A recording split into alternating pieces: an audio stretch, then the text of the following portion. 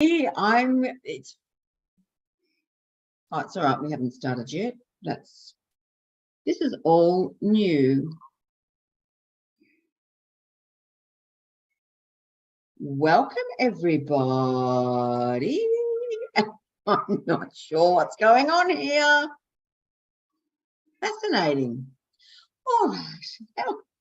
I do apologise for all of that muttering, but it was very different start for me here. So, everybody, welcome to Angel Heart Radio.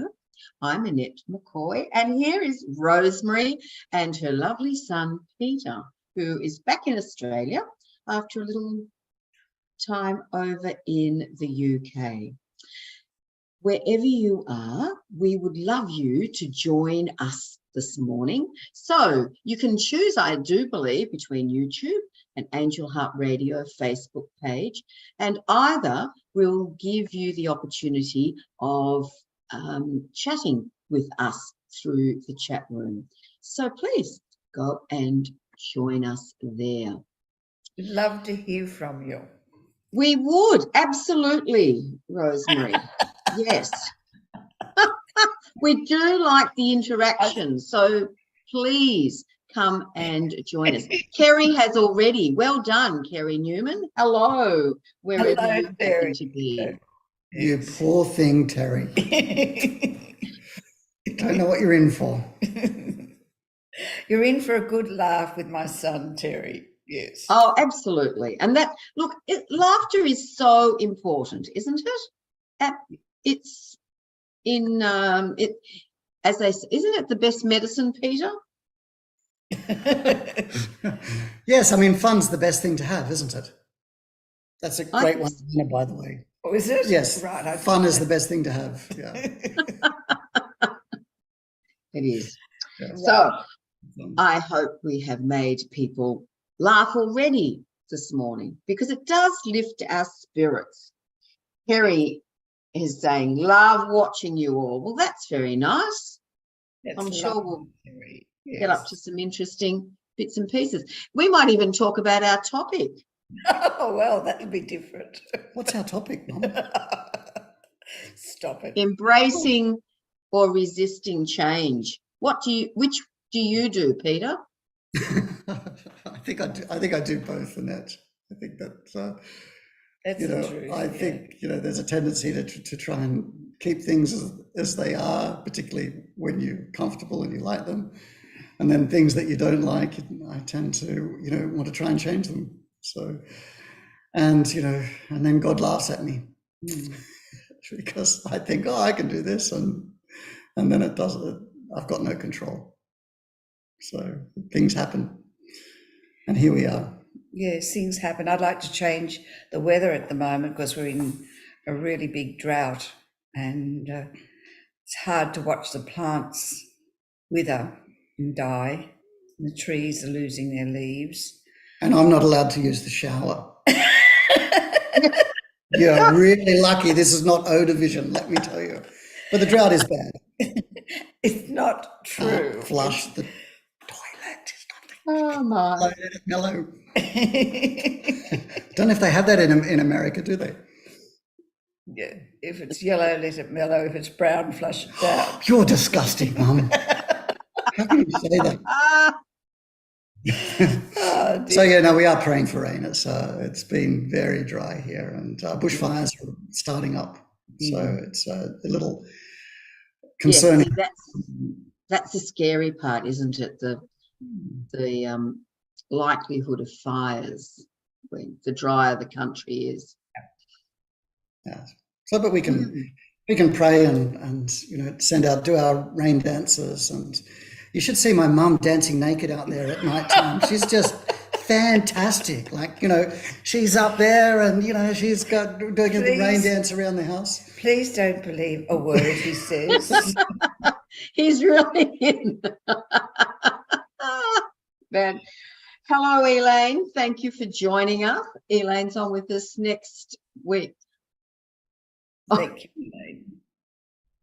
Hi, Elaine. Hi.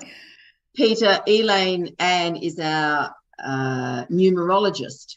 So, lovely. Yes. So that's always fun. So she knows everything about fishing. Everything about what? Fishing and numerology, right? Okay, right. Well, And please, this is his sense of humour. Yes. Well, let's get back to the topic. Oh, embracing change. Yes. Look, I think that I like Socrates' take on it, which is he was always interested in that which doesn't change. So he would consider that which changes isn't real. So you put your foot in the river, and then you take it out and you put your foot in the river again, and you think it's the same river, but it's not the same river. It's completely different. And then we look in the mirror in the mornings and we go, and we're not the same as we were yesterday. But the body's completely changing. But we attribute our own inner self, which in a way doesn't change, that it's always constant, to that which does change. And he says the key is to discover the difference between being and becoming. And the being is that which doesn't change, and the becoming is that which changes. And we get into difficulty when we attribute our happiness and our success and what we want on that which changes. So yet, I mean, you take something like beauty, and you might think that these flowers here are beautiful. But next week, the flowers are going to be dead, maybe, or last week. But he says, well, what about beauty itself? But beauty itself will still exist long after these flowers have gone and long before they came into existence. And so beauty itself is this thing that people can connect with, but that doesn't change. The aspects of the form of how beauty manifests changes, but beauty itself doesn't change, which is a bit like love and joy. And those things are always available to us. So we come to stillness and we realize, oh, wow, that person who said I smelt, it didn't ruin my life. And, just because they said I was fat doesn't mean that I'm going to kill them. So, and the peace and the joy and the love is always there and always available, and that doesn't change. The manifestation of it changes, but the actual love itself doesn't. Or happiness. Happiness is always there. The joy is always there. Yeah. You can connect with it. You can cover now, it up. Rose, Sorry, Annette. Go. No. I'm always grateful, Peter, for you to come on, because you always have words of wisdom as well as the hilarity. There's always the yes, as I said, words of wisdom. Thank you, because some things are constant, aren't they, whilst others change. Yes, and in fact, we all we talk about unity and that we're all the same, and it was highlighted to me just so powerfully recently. I lost my son a couple of months ago, and it was I run a philosophy cafe, and for a while, for a short period of time, I thought, a parent shouldn't have to go through the loss of a child. It should be the other way around. And I'm particularly hard done by because this has happened, and he suffered, and certainly physically. But the people were emailing me. I mean, one chap wrote to me and he said, I was walking along the street and my wife died in my arms. She fell over and I held her and she had a heart attack and died. And another lady wrote to me about her son who died, and another chap. And it's just incredible how unifying this, and I thought I was just separate and suffering and nobody else in the world was suffering. And that everybody goes through their stuff. And in a way, it brings people together. And sure, there's grief and there's sadness and then that, but underlying that, there's this beautiful joy of experiencing this connectedness, this communion with other people who just uplift the spirit. There's just, and that doesn't change. So people drop the body and, they fall over and you go, oh, karma. But going through the journey, that there is this just beautiful, just experience of absolute bliss and love. Mm-hmm. And I think that's the essence of discovering that which doesn't change.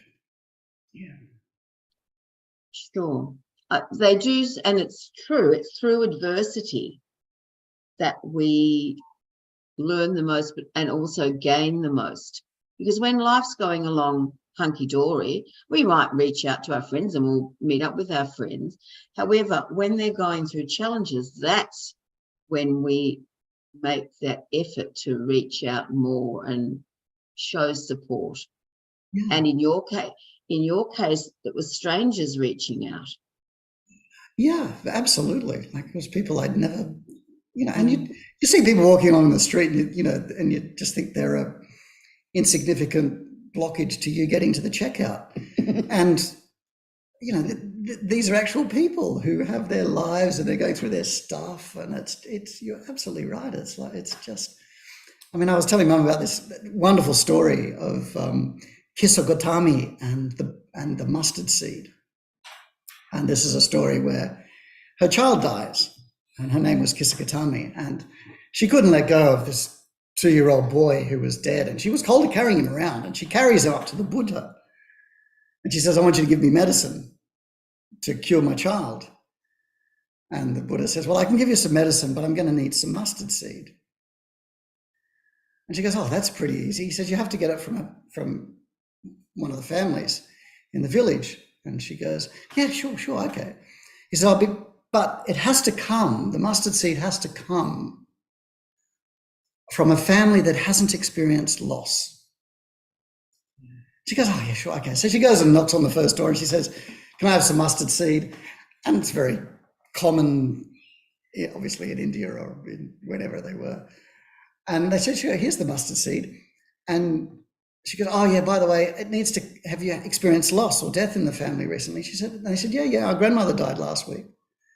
She went, oh, I can't take this mustard seed. So she goes to the next door neighbour's house and, have you got any mustard seed? Have you experienced loss? Oh, yeah, our son died. And then every family she went to, every door she knocked on, everybody had experienced loss. So then she realizes like she wasn't particularly special, and she goes back to the Buddha and says, thank you so much. And he says, yes, the medicine wasn't for the child, the medicine was for you. You realize that. But there was this wonderful awakening that she experienced, that even though we feel like we're completely unique, our situation really isn't. Like, it's just part of the journey. We're all walking each other home. I like that. That's a lovely saying. Yeah. I wish I could claim originality for it, but Ram Dass, I don't do anything original. I just rip everybody else off. But there's this chap called Shane Mulhall, who I love. Was an Irish philosopher. He's just a terrific guy. And I was listening to his tapes so much that I started speaking in an Irish accent, and I would be giving this Australian Irish philosophy classes. And I went up to him and I said, look, Shane, I just plagiarize you all. He said, Peter, you go plagiarize away. So anyway, I feel like I've got the blessing of these wise people to be a mouthpiece for their wisdom. There are some lovely, lovely people in this world who are always very happy to share. Yeah. And I'm always grateful for people who write books or pass on information, willingly saying, if you can use this or pass it on, please do, because they're wanting humanity to heal and for us all to be the best that we can possibly be. Yes, it's lovely, and it's like an acknowledgement that it's actually not coming from them. It's coming from I mean, you would call it, wouldn't you, Mum, in your like doo-doo way, you'd call it woo-woo sort of spiritual, source. yes, coming from The universe is giving it to us. So Universe that's is giving acknowledging. I think it's great. Yes, yes. That's But it true. also gives a feeling of community, you know, that they're caring, loving in this community, you know, that we're all one. And yeah, it's lovely when they share like that. Absolutely. It's really a Yes. lovely feeling. Yes. Now, are you two going to toss a coin as to who is going to lead the meditation? Well, I usually enjoy leading the meditation very much, but on Saturday, last Saturday, we had a meeting here and there was about 18 people, and I asked Peter to lead the meditation. No, not him. And Ah, it was so different to what I lead, and people have probably heard my meditation before on Angel Heart Facebook page. And I'm going to ask Peter to lead the meditation today because I've received emails from the people saying how helpful it was, what he said, okay? And how he got us to let the mind be still. It's very, very simple. And the practice that we did really stills the mind. And you can do it anytime. Don't believe anything that Rosemary says, okay? Don't believe anything Peter says. But the opposite side of that is don't disbelieve either, because it's really good to have an open mind. I think one of the great things that the Veda and the ancient philosophies teach is that they say, just don't trust or don't believe that what you see is real. Like they often say that, you know, all of this is just an illusion. We tend to think that my life is so real and I'm really important and I'm special and I'm clever and I'm good looking and all this sort of stuff. And, you know, all the other side of that is that, oh, I'm just, old. so, you know, and you know, we actually believe that, you know, you look in the mirror and that's who I am. I mean, we're all looking at an image on the screen, right? And there's one particular image that we're all focused on, which is the image of ourselves. And we say, oh, look at me.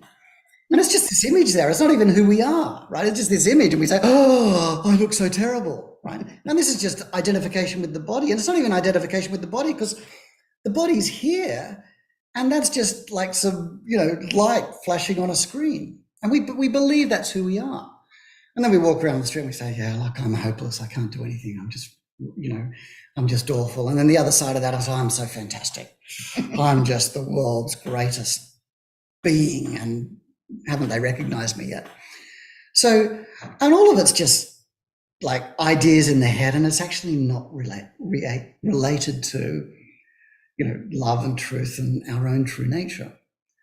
So one of the methodologies in Vedanta is to say, not this, not this, not this, not this. So something, we're meditating and something, I think something's happening now. I'm becoming really aware and awake. Not this, because that's just an idea as well. Or I can see Archangel Bibbly Bob. Sorry, now I'm going to get struck by lightning. But, you know, I mean, sure, but that's just transitory as well. And it might not be real. It might just be, you know, as unreal as that little image on the thing there. And it has it's a bit like, you know, you take a carpenter, for instance. Now, you can have a person who is a carpenter, like this soul becomes a carpenter. Now, if they walk around and say, hey, I'm a carpenter, or this is who I am, then they're limited to just being a carpenter, right? If that's who they are, and if they say, oh, this, you know, this table here is a really rotten table, and they made it, they're going to go, oh, what are you saying about me? You know, there's identification with being a carpenter. But there's this whole undifferentiated soul human being that happens to perform the function of carpentry. Right? You know, they say Jesus was a carpenter. Now, very few people worship Jesus because he was a carpenter, right? There was so much more to it. But a carpenter is just sort of an aspect of this divine being, right? Who's just happens to be planing wood.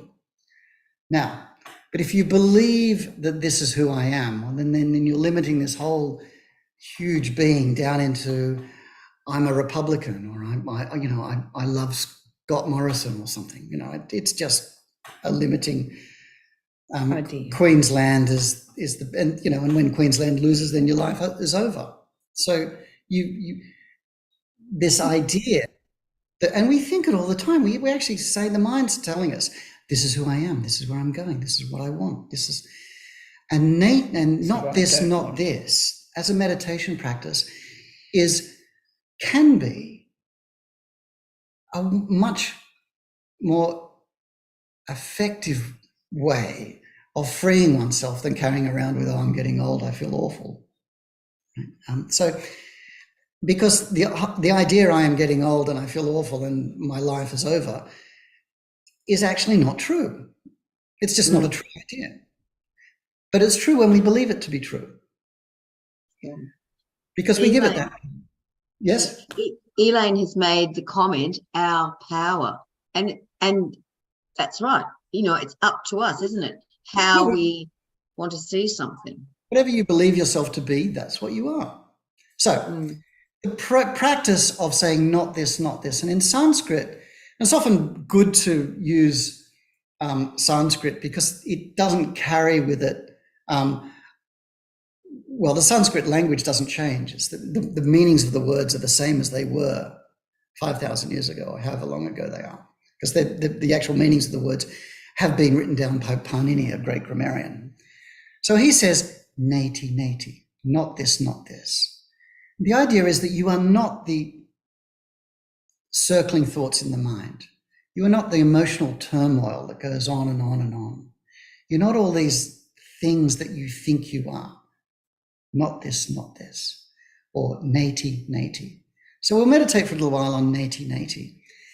Then the other side of that coin, the other practice, is that when you're very still, the wind rustling through the trees is saying, I am that, or you are that. The moon shining in the sky is whispering to you, I am that, or you are that. The dew on the grass is reflecting the sunlight and it's saying, you are that. The birds singing are whispering, you are that. So we start off by going, this is what you're not, and then letting go of all of that. And then we go to what you are. And in Sanskrit, that's tat tvam asi. So we'll start off with neti, neti, which means not this, not this. And then a moment of stillness. And then we'll go tat tvam asi. And I'll say it a few times in Sanskrit first. And the process of meditation is mananam, which is repeating it out aloud. So neti, neti, neti, neti, we'll do this. And then shravanam, which is taking it into the mind, and then repeating it quietly in the mind.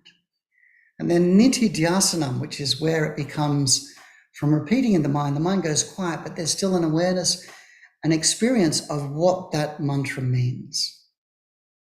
So not this is not sounded, but then it just becomes part of the being. Not this, not this.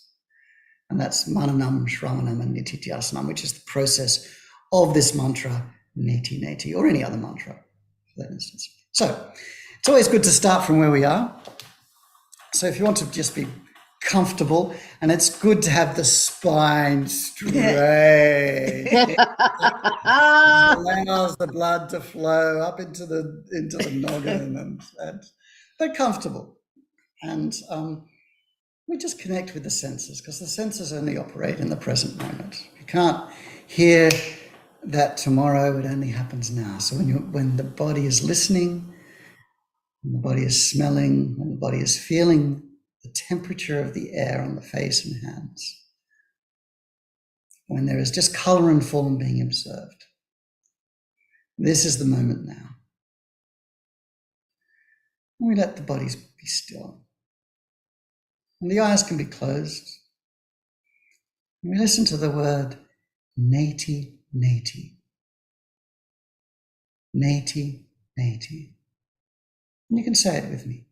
Nati, nati. Nati, nati. Nati, nati. Nati, nati.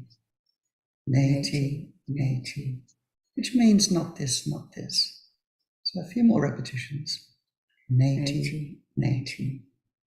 Nati, nati. Nati, nati. Just quietly take that into the mind.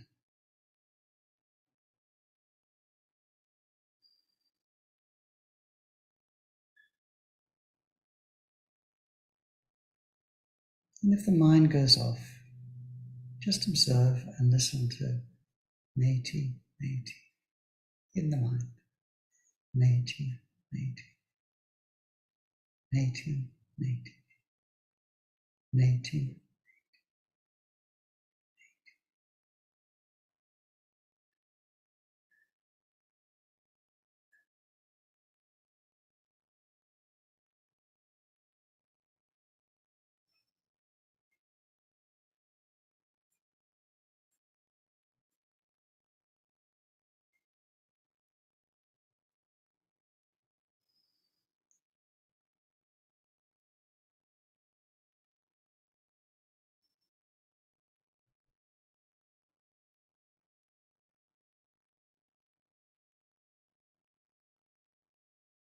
Just let nati, nati. If it does, just let it become quieter and quieter in the mind.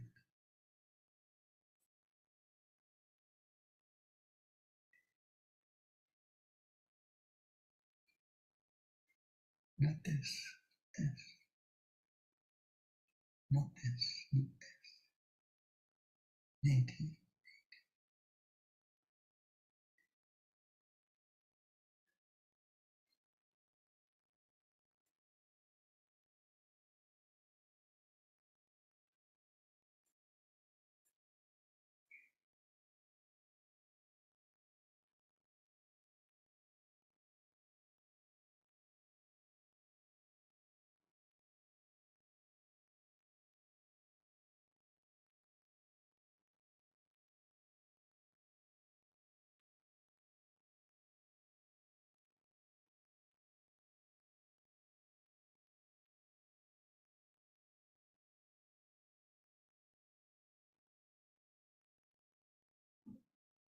Now remaining very still.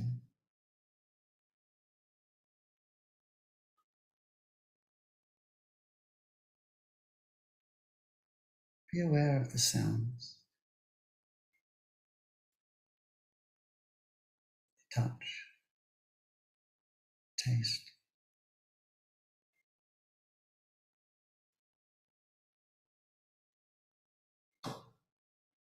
Now the essence of touch, the essence of taste, the moisture in the mouth, the sapidity in the water, is whispering to you, I am that.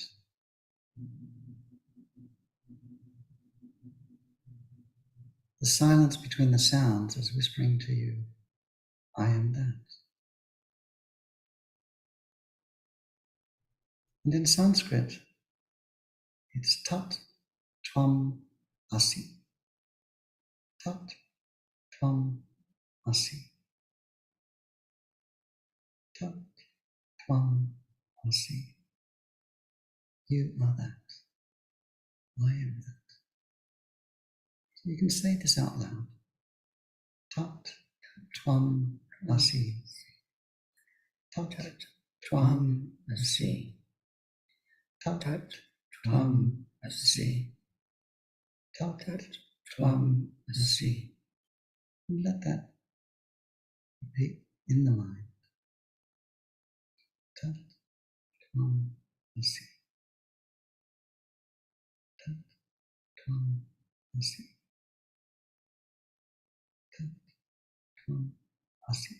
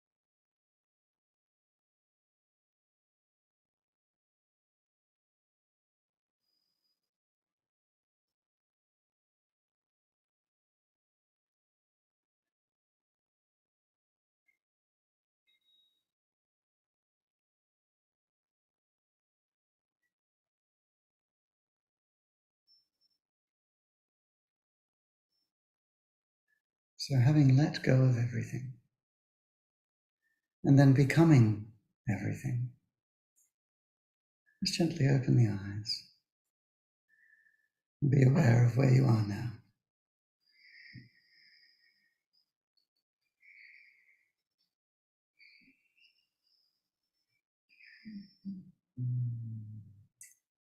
Good.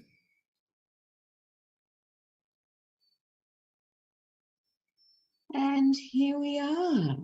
Here we are. That was very interesting because normally, Rosemary, you talk all the way through, and this morning we had the stillness. So thank you, Peter.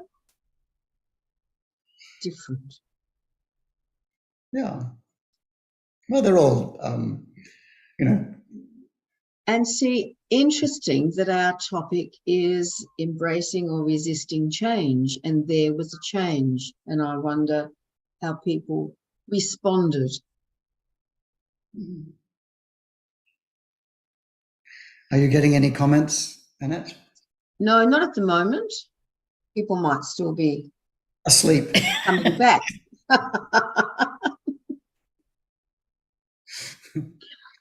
Ah, dear, dear. Fabulous. Well, I was wondering on that note whether we, oh, here we go. Kerry, beautiful, thank you. We'll do it again later on today. And that's the beauty of that, isn't it, Peter and Rosemary? A simple technique that we can use over and over. Yes. Well, it's a great, you know, if you find yourself in a supermarket shopping queue and, you know, Getting cranky. the lady in front of you is in the express checkout and she's, you know, got 13 items and it clearly says 8. And you've counted every one of them and she's ruined your life because she's got an extra milk and eggs in her shopping basket. You can think like, you know, she has, you know, not this, not this. It's just one of those great and very powerful tools that has been around since the dawn of time, but your wise, much wiser souls than us have left them for us for our guidance and use. Yeah, I mean, we do tend to take ourselves very seriously. I love Angel Heart Radio. I think you should put up on the bottom of Angel Heart Radio that you know, angels can fly because they take themselves lightly. So, which is a great line, and G.K. Chesterton wrote it, who also wrote Father Brown. It's just a wonderful show that my mother loves. Says, "Come here, darling, let's watch Father Brown." Okay, great, wow, excellent. The detective pastor. Yes, excellent. Anyway, for all you American viewers out there, you have no idea what we're talking about, but as far as angels go, I mean, it's just a lovely concept, isn't it? Because you don't think of an angel coming down to earth, do you, and saying, oh, you know, I just had a real rough day with the boss. Like he just told me, like, pull your act together, and I want you to, and burden me with so much stuff. They can fly. Yes. Another good point. Kerry says she obviously loves that show too, Rosemary. Oh, good. Thank you, Terry. Oh, thank you. Oh, that's Oh lovely. boy, I'm in trouble now. I'm going to be changed. You'll have to sit through Have to watch it now. and Kerry's laughing too. That's wonderful, wonderful. Yeah. Well, thank you, Peter. Thank you, Rosemary, and thank you, audience. Whenever you watch this, we hope you get some strategies for embracing change, dealing with change when we don't really want to embrace it. And also, have you had fun? Raise those endorphins, which is so important. Yes, to see the lighter side of life. And you're doing numerology next week, are you, Annette? I missed that, sorry. Are you doing numerology next week? Yes, Elaine Ann will be here next week doing numerology, which will be fantastic. Kerry has thanked us all for a beautiful morning, and Kerry's down in Tasmania, another beautiful part of Australia and this world, let's face it. So thank you, everyone, and may we continue to enjoy every moment, make the most of every moment. Yes. Thank you all. Bye for now. Bye.